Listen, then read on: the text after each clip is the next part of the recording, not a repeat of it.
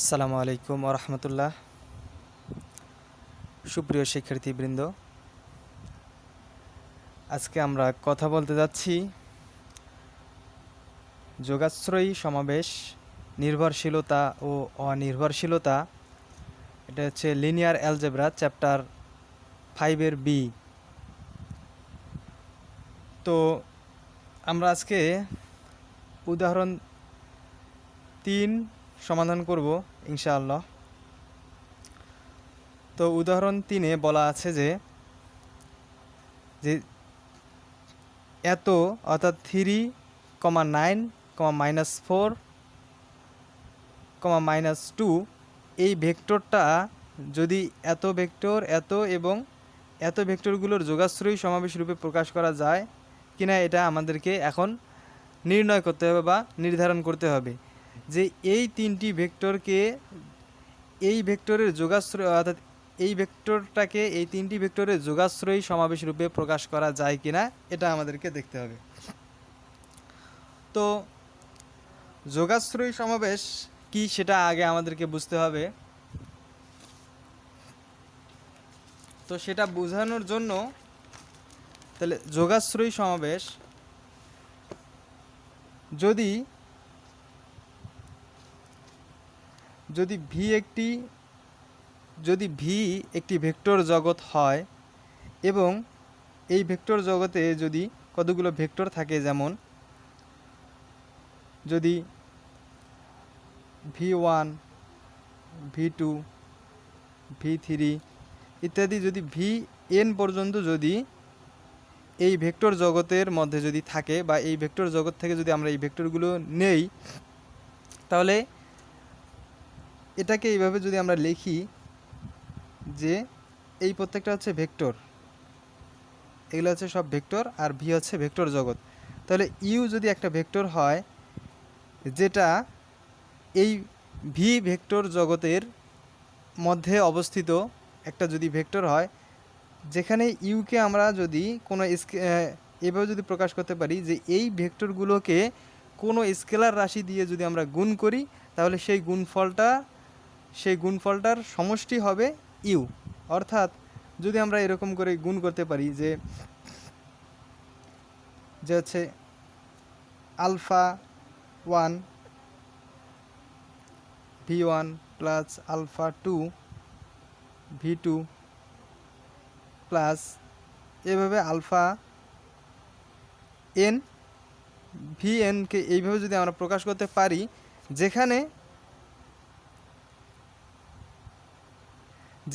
এই ইউ ভেক্টরটা এই ভেক্টর জগতের অন্তর্ভুক্ত, অর্থাৎ এই ইউ ভেক্টরটা ভেক্টর জগতের একটা উপাদান, তাহলে আমরা এই ইউকে বলতে পারি যে ইউ হচ্ছে এই ভি ভেক্টরগুলোর যোগাশ্রয়ী সমাবেশ। তো আমরা এটাই দেখব যে এই ভেক্টরটা এই তিনটি ভেক্টরের যোগাশ্রয়ী সমাবেশ কিনা। তাহলে এই ভেক্টরটা এই তিনটি ভেক্টরের যোগাশ্রয়ী সমাবেশ হবে যদি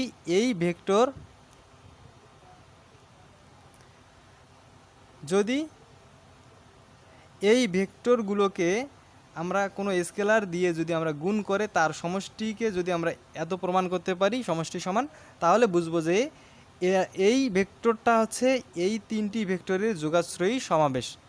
তাহলে আমরা ধরে নেই যে এত ইকুয়াল এই প্রত্যেকটা ভেক্টরকে আমরা স্কেলার দিয়ে আমরা গুণ করেছি, আলফা, বিটা এবং গামা দিয়ে আমরা গুণ করেছি। তাহলে এটাকে ধরি আমরা 1 নং সমীকরণ, যেখানে আলফা, বিটা এবং গামা হলো স্কেলার রাশি, অর্থাৎ এদের কোনো দিক নাই, এরা শুধু মান প্রকাশ করে। তাহলে আমরা যদি এই আলফা দিয়ে এটাকে গুণ করে দেই, বিটা দিয়ে গুণ করে দেই, আবার গামা দিয়ে গুণ করে দিই, তাহলে আমরা এটা পাচ্ছি।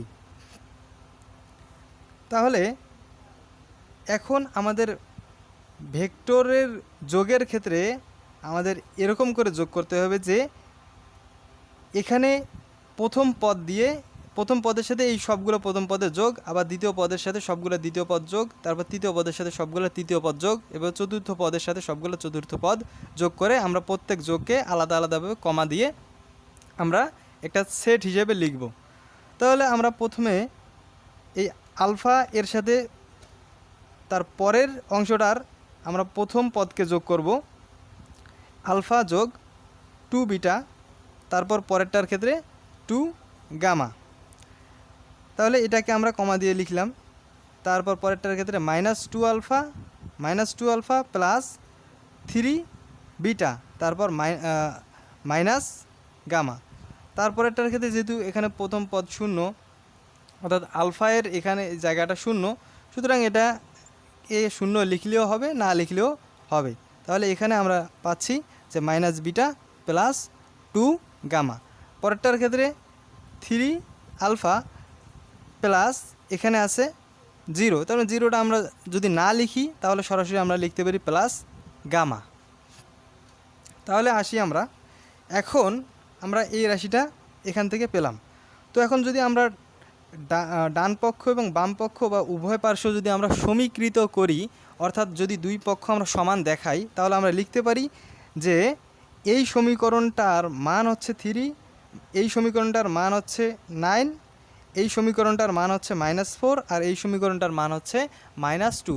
তাহলে এটাকে আমরা এইভাবে উপস্থাপন করতে পারি, উভয় পাশে সমীকৃত করে আমরা এটা পাই। এখন এই সমীকরণ জোটটাকে আমাদেরকে ইচেলন আকারে প্রকাশ করতে হবে। ইচেলন আকারে প্রকাশ কীভাবে করব? ইচেলন আকারে প্রকাশ করার নিয়মটা হচ্ছে, আমাদের প্রথমে এই সমীকরণ জোটের প্রথম সমীকরণটাকে আমাদেরকে স্থির রাখতে হবে, অর্থাৎ এটার আমরা কোনো কাজ করব না, এটা ফিক্স থাকবে। এটাকে বাদ দিয়ে আমাদের বাকি যে সমীকরণগুলো থাকবে, এই সমীকরণের বাকি সমীকরণগুলোর, অর্থাৎ দ্বিতীয় সমীকরণটার আমাদের প্রথম পদটাকে 0 বানাতে হবে, তারপর তৃতীয় সমীকরণের প্রথম 2টা পদ, তারপর চতুর্থ সমীকরণের প্রথম 3টা পদ, অর্থাৎ ক্রমান্বয়ে আমাদের একটা একটা করে পদ আমাদের শূন্য বানাতে হবে, বৃদ্ধি করতে হবে। অর্থাৎ দ্বিতীয় সমীকরণটার আমরা প্রথম পদকে শূন্য বানাবো, তারপর তৃতীয় সমীকরণের প্রথম 2টা পদ, তারপর চতুর্থ সমীকরণের প্রথম 3টা পদ, এইভাবে আমাদেরকে পদগুলো শূন্য বানাতে হবে। তো এখন দেখি আমাদের এই দ্বিতীয় সমীকরণের প্রথম পদটাকে যদি আমরা শূন্য বানাতে চাই, তাহলে আমাদের কি করতে হবে? তাহলে আমরা যদি এখানে এই প্রথম সমীকরণটাকে যদি আমরা 2 দিয়ে গুণ করে দ্বিতীয় সমীকরণটার সাথে যদি আমরা যোগ করি, বা প্রথম লাইনটাকে যদি আমরা 2 দিয়ে গুণ করে দ্বিতীয় লাইনের সাথে যদি আমরা যোগ করি, এবং সেই যোগফলটাকে যদি আমরা দ্বিতীয় লাইনেই রেখে দেই, তাহলে কিন্তু আমাদের প্রথম পদ, দ্বিতীয় সমীকরণের প্রথম পদটা শূন্য হয়ে যাচ্ছে। তো আমরা তাহলে এখানে আমরা দ্বিতীয় লাইনের মধ্যে অর্থাৎ L2 ড্যাশ ইকুয়াল আমরা লিখতে পারি L2 প্লাস 2L1, অর্থাৎ এখানে প্রথম লাইনকে আমরা 2 দিয়ে গুণ করে দ্বিতীয় লাইনের সাথে আমরা যদি যোগ করি, তাহলে আমরা কি পাচ্ছি? তাহলে এখানে আমরা পাচ্ছি যে এখানে যদি 2 দিয়ে গুণ করি তাহলে 2 আলফা, তাহলে 2 প্লাস 2 আলফা মাইনাস 2 আলফা চলে যায়, তাহলে থাকে হচ্ছে 0। তারপর এখানে 2 2 গুণ 4 বিটা, এখানে 4 বিটা আর 3 বিটা যদি আমরা যোগ করি, তাহলে আমরা পাই হচ্ছে 7 বিটা। তারপর এখানে 4 গামা, 2 দিয়ে যদি আমরা গুণ করি, তাহলে 4 গামা বা 4 গামা। এই 4 গামার সাথে মানে প্রথম সমীকরণ এবং দ্বিতীয় সমীকরণ যদি আমরা যোগ করি, তাহলে আমরা কি পাবো? যে 4টা গামা থেকে একটা গামা চলে গেলে থাকে হচ্ছে 3টা গামা। আর এটাকে যদি আমরা 2 দিয়ে গুণ করছি, সুতরাং এপাশেও আমাদেরকে 2 দিয়ে গুণ করতে হবে। তাহলে 3 2 গুণ 6, 6 আর যদি আমরা 9 যোগ করি, তাহলে আমরা পাচ্ছি 15। তাহলে দ্বিতীয় সমীকরণে একটা পদ আমাদের 0 হয়ে গেল। তারপর তৃতীয় সমীকরণটার ক্ষেত্রে দেখা যায় আমাদের প্রথম পদটা 0 আছে। এখন আমাদের এই দ্বিতীয় পদটা 0 বানাতে হবে। কিন্তু এখন যদি দ্বিতীয় পদটা আমরা যদি সরাসরি 0 বানাতে যাই, তাহলে দেখা যায় আমাদের প্রথম পদটা 0 থাকতেছে না, কোনো একটা মান এখানে আসতেছে। এজন্য আমাদেরকে আগে তৃতীয় পদটার কোনো কাজ না করে আমাদের আগে চতুর্থ পদের কাজ করতে হবে। তাহলে আমরা আগে চতুর্থ পদের কাজ করি। চতুর্থ পদে দেখা যাচ্ছে যে এখানে আছে 3 আলফা প্লাস 0 প্লাস গামা। এখানে 0 মূলত এই যে চতুর্থ যে সমীকরণটা, এখানে চতুর্থ সমীকরণে 3 আলফা প্লাস এই যে 0 থাকার কথা ছিল, তারপর আমরা কিন্তু 0টা লিখি নাই, এজন্য এখানে আমরা 0টা দেখাই নাই, কিন্তু এখানে আমরা আমাদের কাজের সুবিধার্থে আমরা 0টা দেখাইছি। একইভাবে এখানেও 0টা আমরা দেখাইছি। তাহলে তাহলে এই 1 নং সমীকরণকে যদি আমরা 3 দিয়ে গুণ করে আমরা যদি 4 নং সমীকরণ থেকে বা 4 নম্বর লাইন থেকে যদি 1 নম্বর লাইনটা বিয়োগ করে দেই তাহলে আমরা কিন্তু এটা পাচ্ছি।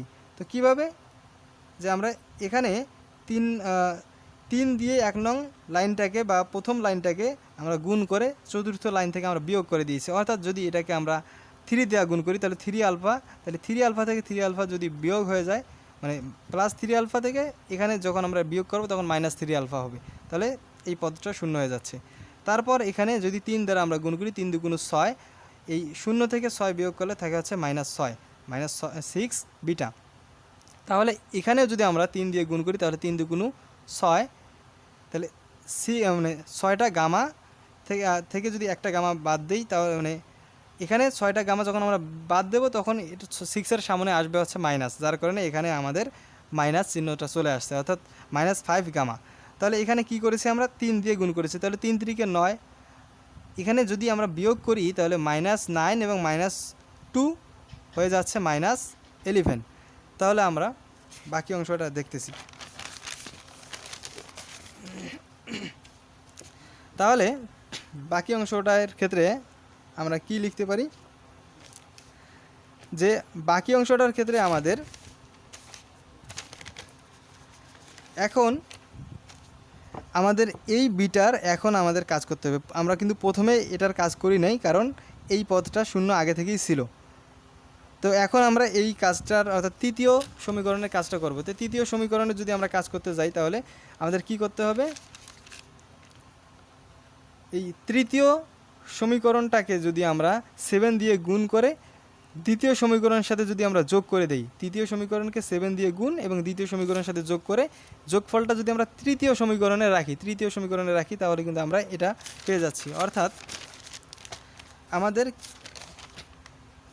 তৃতীয় সমীকরণ, অর্থাৎ এইটা হচ্ছে তৃতীয় সমীকরণ, এই সমীকরণকে আমরা যদি 7 দ্বারা গুণ করে যদি আমরা দ্বিতীয় সমীকরণের সাথে যোগ করি তাহলে কিন্তু এখানে 7 দ্বারা গুণ করলে এখানে থাকতেছে হচ্ছে -7 বিটা আর এখানে +7 বিটা। যদি আমরা যোগ করি গুণ করার পর তাহলে এখানে এই পদটা শূন্য হয়ে যাচ্ছে।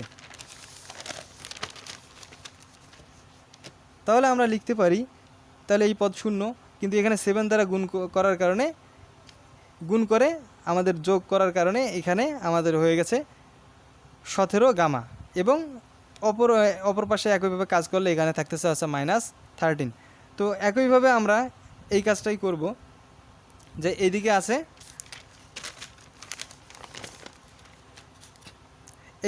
হচ্ছে -6 বিটা, এটাকে আমাদেরকে শূন্য বানাতে হবে। তাহলে এটা যদি আমরা শূন্য বানাতে চাই তাহলে আমাদেরকে এই তৃতীয় সমীকরণটাকে যদি আমরা 6 দ্বারা গুণ করি এবং গুণ করে যদি আমরা চতুর্থ সমীকরণ থেকে যদি তৃতীয় সমীকরণটা আমরা বিয়োগ করে দেই তাহলে কিন্তু এই -6 বিটা এই পদটা 0 হয়ে যাচ্ছে।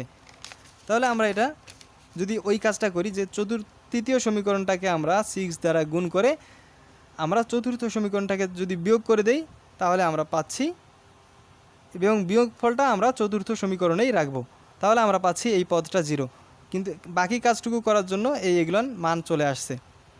তো এখন আমরা দেখতে পাচ্ছি যে এই শেষের দুইটি সমীকরণ প্রায় একই রকম, অর্থাৎ এখানে -17 গামা ইকুয়াল, এখানে +17 গামা ইকুয়াল -13, আর এখানে চতুর্থ সমীকরণে আমরা পাচ্ছি যে -17 গামা ইকুয়াল +13। অর্থাৎ এই দুটো সমীকরণকে আমরা একটা সমীকরণ দিয়ে আরেকটাকে প্রকাশ করতে পারি। কিভাবে, যদি এই সমীকরণগুলোকে আমরা উভয় পাশে -1 দ্বারা গুণ করি তাহলে আমরা অপর সমীকরণটা পেয়ে যাচ্ছি। এই সমীকরণকে -1 দ্বারা গুণ করলে এই সমীকরণ পাই, আবার এই সমীকরণকে উভয় পাশে -1 দ্বারা গুণ করলে এই সমীকরণটা পাচ্ছি। এজন্য যেহেতু আমরা একটা সমীকরণ থেকে অপরটা পাচ্ছি এজন্য আমরা যে কোনো একটা সমীকরণ এখানে নিচ্ছি, আমরা প্লাসটাই নিয়ে কাজ করছি। তো এখন দেখা যাচ্ছে যে এখানে সমীকরণ সংখ্যা কয়টি, সমীকরণ সংখ্যা হচ্ছে 3টি, আবার চলক সংখ্যা কয়টি, চলক সংখ্যাও 3টি, এক মানে আলফা বিটা এবং গামা, চলক সংখ্যাও 3টি, আবার সমীকরণ সংখ্যাও 3টি। তাহলে আমরা সমীকরণ জোটের সমাধানের নিয়ম অনুযায়ী আমরা জানি যে যখন যে আমরা বলতে পারি যে এটা অর্থাৎ এই ফর্মটা এটা হচ্ছে 1 নং সমীকরণ জোটের ইচালন আকার এবং তার সমতুল্য। অর্থাৎ এই যে চিহ্নটা আমরা দিচ্ছি এটা সমীকরণ জোটের ইচালন আকারে যখন আমরা কোনো সমীকরণকে রূপান্তর করব তখন আমরা এই চিহ্নটা ব্যবহার করব। এই চিহ্নটাকে বলা হয় সমতুল্য বা ইচালন আকারের ক্ষেত্রে এই চিহ্নটা ব্যবহার করা হয়। এখানে এটার নাম হচ্ছে ইকুইভ্যালেন্ট বা সমতুল্য চিহ্ন। এখানে 3টি চলকের জন্য 3টি সমীকরণ বিদ্যমান, সুতরাং আমরা 1 নং সমীকরণের আমরা পাই যে 1 নং সমীকরণের একক সমাধান বিদ্যমান। এটা হচ্ছে সমীকরণ জোটের নিয়ম অনুযায়ী যখন চলক সংখ্যা এবং সমীকরণ সংখ্যা যদি সমান থাকে তাহলে সেই সমীকরণ জোটের একক সমাধান বিদ্যমান। অর্থাৎ এখানে যে চলকগুলো আছে আলফা, বিটা এবং গামা, এদের মান পাওয়া যাবে, এদের মান পাওয়া সম্ভব। যেহেতু এদের মান পাওয়া যাবে, সুতরাং আমরা এটা বলতে পারি যে এটার মান পাওয়া যাবে। এই জিনিসটা নির্দেশ করে বা ইহা নির্দেশ করে যে এত ভেক্টরকে এত এত এবং এত ভেক্টরগুলোর যোগাশ্রয়ী সমাবেশ রূপে প্রকাশ করা যায়। তো এই ছিল মূলত আজকের অধ্যয়ন। তো যদি ভিডিওটি ভালো লেগে থাকে তাহলে আমার ভিডিওটিতে একটি লাইক করবেন, আর নিত্য নতুন গাণিতিক সমাধান পেতে আমার চ্যানেলটাকে সাবস্ক্রাইব করবেন। আসসালামু আলাইকুম ওয়া রাহমাতুল্লাহ।